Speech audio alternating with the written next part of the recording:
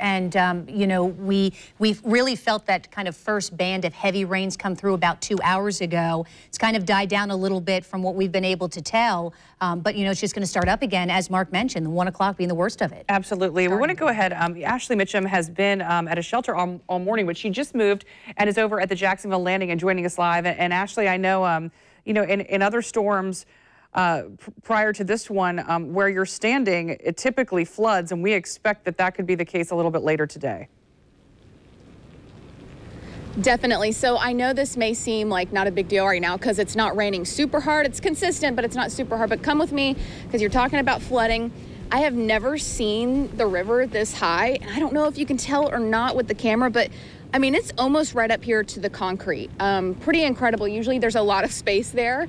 And if you look over here at the dock, you can tell too, if you've been down to the landing before, you know that the water's a lot lower than that. So obviously the dock is actually higher than this part, the concrete that we're standing on of the landing, but I would definitely expect this to flood a little bit with all the rain that we're going to get. You can see if you look off in the distance, obviously behind the Main Street Bridge, a lot of fog in the air, a lot of rain. Looks pretty nasty.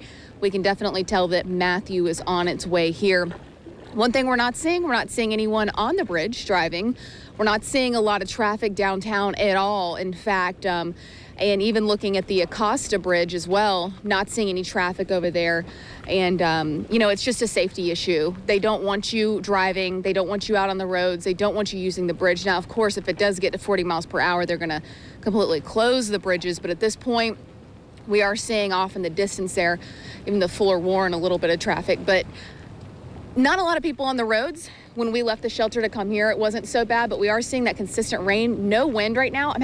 I've been pretty lucky. Every time I've had to go live with you guys, the weather gods have smiled upon me, and it's slowed down a little bit, but it'll be like this, and then, you know, 10 more minutes go by and it gets crazy and it's rough and it's pretty incredible. So it's just one of those things. It's hit or miss, but it's going to continue to pick up, and we've noticed that the time in between has gotten shorter. So it'll be calm for 5 minutes and then pick back up. So just be careful. The roads are really slick. The water's getting to be very high. A lot of flooding in the streets. Just stay at home.